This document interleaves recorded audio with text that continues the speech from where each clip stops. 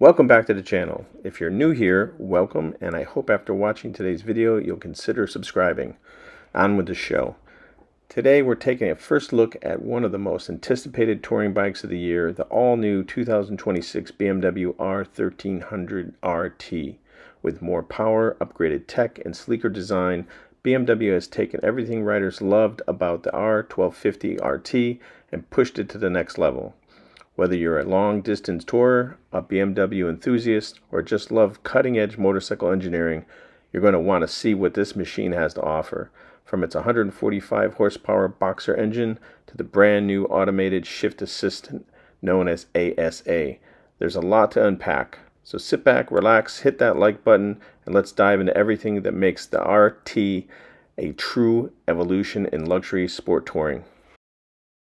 And here are your color schemes. First one, Blue Ridge Mountain Metallic, Triple Black, Alpine White 3, Racing Blue Metallic. Alright, well, how much is this new RT going to cost? Let's check out the base price and MSRP, and then we'll add the packages in later. So starting off on the top, we got the base price of $22,495. Then we throw in the destination handling at $695 for a total MSRP of $23,190. Okay, so you got 4 color options, 5 different packages here to choose from. And then let's just go up top here, look at the total. We'll pick through each one of these. So let's go with this top one here. So that brings the price up to $25,575. That's option 719, and then this second one is also 719, so they can go together, and this will be your most expensive option. Let's add that in there, and it's $34,975. So that's going to be the most expensive bike package deal. Then let's go down to the next one, Triple Black. Let's get rid of the other stuff. And that brings you to $31,230. And Alpine White, let's get that one. That is $30,535. That's going to be your least expensive. And then finally, this Impulse package is $33,225. All right, here's this graph I made. To be honest, this website and how they do the package is kind of confusing. So I just did this graph. These are the packages that are attached to the colors. So when you click on the color next to it, these are the things that would be included with each one of these packages. And then when you click next, you go to another area of packages, which is, I'll go over in a minute, but this is like dynamic package, comfort package, etc.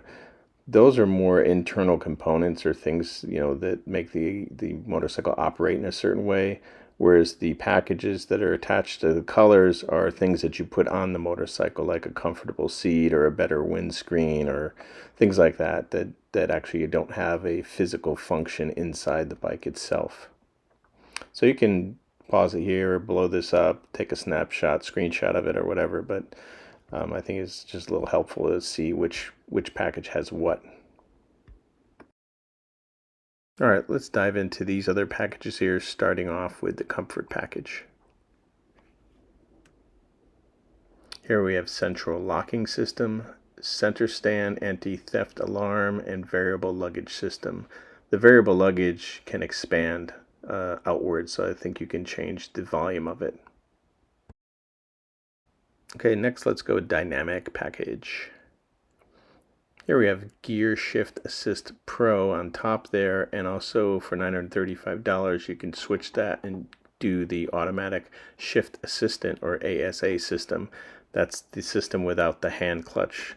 So you have auto drive and manual drive. Then we go down to dynamic chassis adaptation, so the bike will lower in height when needed, so when you come to a stop it'll go down a little bit for you, etc. Riding modes and sports brake. And finally we have the comfort passenger package. In this we have the comfort passenger seat, 12-volt socket, comfort rider seat, top case carrier, and the top case. So let's look at the engine here. At the top of note, the old RT was 136 horsepower. Here we have 145, so a nice increase on there. I'm not going to read all these, but down max torque is now 110. On the old one was 105. And it is a 1300 cc engine. Of course, the old one was the 1250. Yeah, on the top here we've got 120 miles an hour. It says over 120 miles per hour. The old 1250 on their specs, it said over 124 miles per hour. So I don't know. This is a 1300 engine. It's got more horsepower and more torque, so it definitely it should be going a lot faster than the previous model. And of course, we have the shaft drive on this, like always on the Boxers. It's a kind of a carefree, amazing thing to have on the bike. And as far as the suspension goes, we're again having the telelever in the front and the power lever in the back. Of note on here, though, is the suspension travel. So on the old 1250 RS, the front tire had, or the front suspension had 4.7 inches of travel. Here we have 5.8. And the rear had 5.4 on the old RT, and here we now have 6.2. So we've got an extra inch of travel there, and I think that's definitely there because of the new suspension setup. Now here in the chassis on the brakes, one of the things I noticed, just like the new RS, is the rear tire has moved to a 190. So you've got a bigger, kind of wider tire in the back for more grip. And then the brakes, again, same as the RS. The front brake and rear brake discs have changed. The front brake disc on the old 1250 was 320 millimeters. It is now, on the new one, 310 millimeters. And the rear disc on the old bike was 276.86 millimeters. The new 1300 RT has 285 millimeter rear disc. So here let's look at the seat height. We've got 31.7 inches on the old RT and 32.2 inches on the new one. So that probably is the reason why there's we've got greater flexibility with the new suspension with that extra inch of travel. So that's going to affect the seat height. Fuel, like the RS, we're losing a little bit. It used to be 6.6 gallons, and now we're at 6.3 gallons.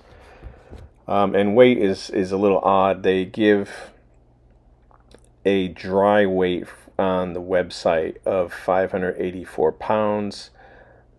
Typically they give wet weights. So I'm guessing the reason why they did that is because they thought people might not calculate. I could be wrong, but I'm calculating about 50 pounds of fluid, including the gas, oil, coolant, and hydraulic fluids. I'm guessing that's about 50 pounds.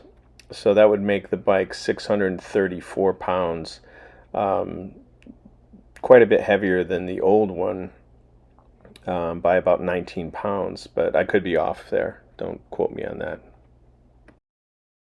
Let's take a look at the standard equipment. So we've got keyless ride, dynamic electronic suspension, tire pressure monitoring, that's the TPM, lithium-ion battery, which are lighter, usually by about 3 to 4 or more pounds compared to a regular battery. Dynamic cruise control, grip heating, smartphone charging tray, aluminum tank, telelever EVO front end, and the complimentary BMW break-in service. So they pay for that first break-in service, which is at 600 miles. All right, now we've got the optional equipment. I'm going to cover a couple of these in a few minutes in a little bit more detail, but let's just go through this list. Audio Pro, Comfort Passenger Package, Variable Slipstream Deflectors, Dynamic Chassis, Headlight Pro, Variable Luggage System, ASA, which is the shifting assistant, and Ride Assistant. And finally, optional accessories. So we've got comfort windscreen, high version, footrest system, black adjustable impact guard for touring case, top case liner, silver engine protection bar, and that bottom is again about that 600-mile service that BMW gives you for free. So here's a little bit more on that dynamic chassis adaptation, or the DCA. It's pretty cool. There's you can see here in this picture, there's kind of a blue, they've colored the frame blue and green. It's two different riding positions. So when you want to get spirited and ride faster, and you're in the twisties, you can put the chassis in a up. The suspension will raise up and get very stiff, so you're going to get more ground clearance, and it also is going to cause the steering to be a little bit steeper. I would guess by doing that, it's probably going to shrink the wheelbase a little bit by pulling the forks in a little bit. But the other one is for comfort, so that one lowers you down and gets soft. And you have, two, from what they say, two completely different bikes almost for two different purposes. And here we have the variable slipstream deflectors. In the up position, they're going to block a lot of that wind. In the down position, let more wind in to cool you down when it's hot out. And here we have the automatic shift assistant. You might remember from earlier in the presentation, this is an add-on. It's over $900, but there is no clutch lever anymore. There's a button you press to put it in manual or automatic, so you can drive it like a scooter, or you can use the shifter on your left foot there, similar to a paddle shifter. So far I've been hearing really good things about it. I have not tested it myself, but I'm looking forward to it.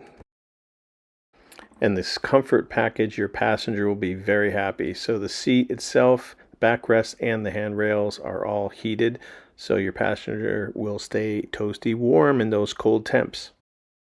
And finally, Headlight Pro keeps the light where you need it, even if you're leaned over in a corner. So this is something I've been hearing about online, and just looking at this picture, it appears that the rider is leaning forward a little bit. The foot pegs look to be a little bit back, and that's a little bit concerning for me as a shorter rider. I wouldn't want to have to be leaning forward on a comfortable touring bike. I would prefer the more kind of sit up and beg position.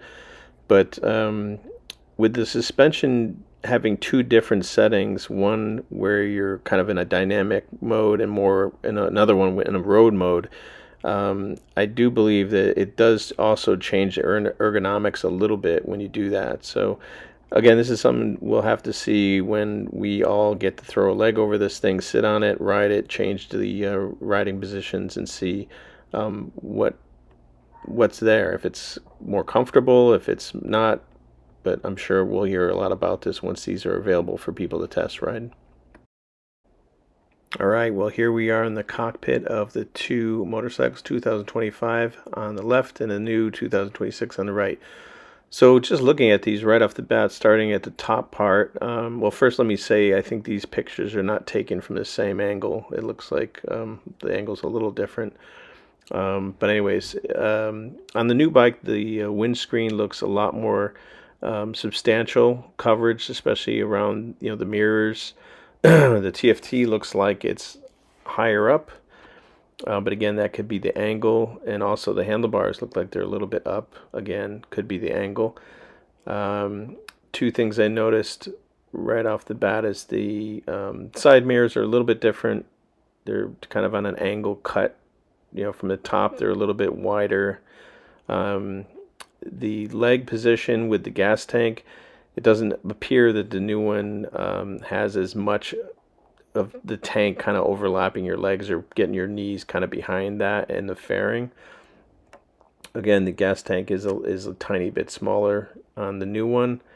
What else? The buttons on the side, those on the fairing, those quick buttons that you can program to do different things for you on your left hand side, they're now off the fairing, lower fairing, and up on the almost like on the tank itself. So they're much closer to your left hand now. I think that would probably be a lot more convenient than reaching down below the handlebars.